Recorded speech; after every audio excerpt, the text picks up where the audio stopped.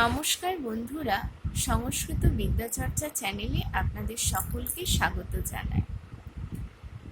আজকে যে বিষয়টি নিয়ে আমার এই চ্যানেলে আলোচনা করব সেই বিষয়টি হলো অব্যয় শব্দের অর্থ এবং কিছু অব্যয় শব্দ দ্বারা বাক্য গঠন।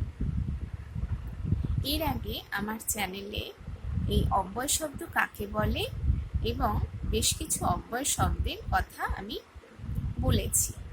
কিছু অব্যয় শব্দ দিয়ে বাক্য গঠনও করে দেখানো আছে, আপনারা চাইলে দেখে নিতে পারেন। তাহলে আজকের বিষয়ের আলোচনা শুরু করা যাক। প্রথমেই বলা হচ্ছে কদাচিৎ, মানে কোনো সময়। কদাচিৎ সহ তত্র গচ্ছতি স্ম। এখানে এই যে সহ কথাটি অর্থ হলো মানে সেই, তো এটি তৎশব্দের রূপ। তাহলে হলো কোনো সময় সে সেখানে গিয়েছিল, মানে গচ্ছতি স্ম অতীতকালের রূপ। কথম, কথম মানে কি প্রকারে।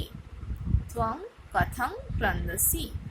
ত্বং হলো যুষ্মৎ শব্দের রূপ, তার মানে এখানে হবে তুমি কেন কাঁদছো, মানে কি কারণে কাঁদছো এরকম, বা কি প্রকারে কাঁদছো। যেহেতু এখানে ত্বং হয়েছে সেহেতু ক্রন্দসি মধ্যম পুরুষের একবচনের রূপ হলো। এখানে এই যে ত্বং মানে যুষ্মৎ শব্দের রূপ এবং সহ তৎশব্দের রূপ আমার চ্যানেলে অন্য ভিডিওতে আপনারা পেয়ে যাবেন। তারপরে দেখুন বলা হচ্ছে কৃতম। কৃতম কথার অর্থ হলো বারণার্থক, মানে প্রয়োজন নেই এরকম অর্থে।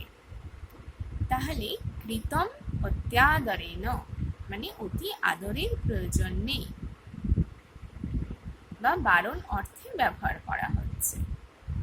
কেবলম, কেবলম কথার অর্থ হলো একমাত্র।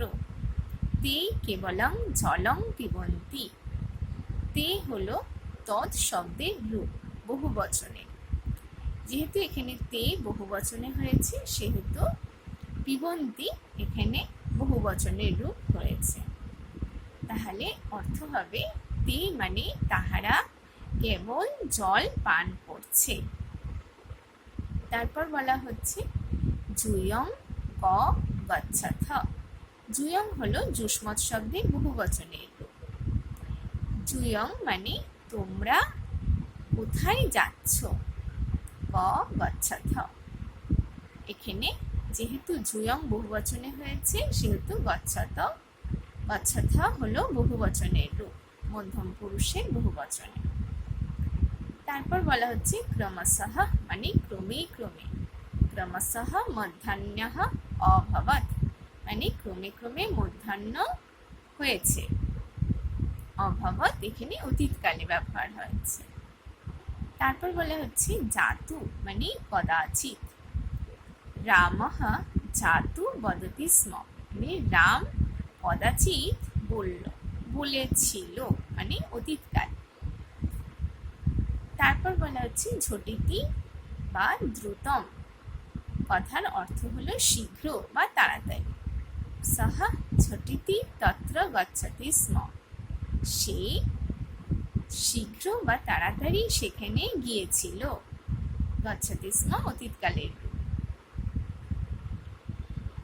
তু মানে কিন্তু।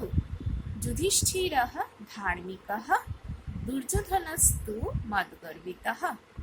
যুধিষ্ঠির ধার্মিক কিন্তু দুর্যোধন ছিলেন মদগর্বিত। এখানে দুর্যোধনস্তু, এখানে তুকে সন্ধি করে দেখানো হয়েছে। তারপর দেখুন বলা হচ্ছে তুষ্ণীম, মানে নীরব। ছাত্রঃ এবং উক্ত্বা তুষ্ণীম স্থিতঃ, মানে ছাত্র এইরূপ বলে স্থির রইল বা নীরব রইল। তারপর বলা হচ্ছে দিবা, মানে দিনে।